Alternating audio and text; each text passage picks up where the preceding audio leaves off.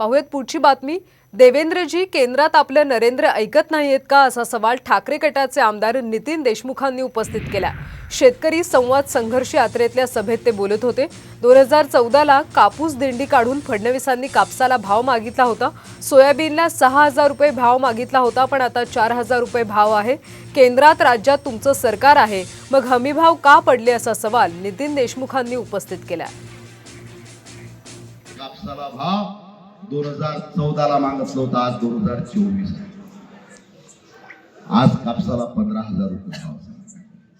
देवेंद्रजी, तुम्ही 2014ला सोयाबीनला 6000 रुपये भाव मागितला होता, आज सोयाबीनला 4000 रुपये भाव आहे।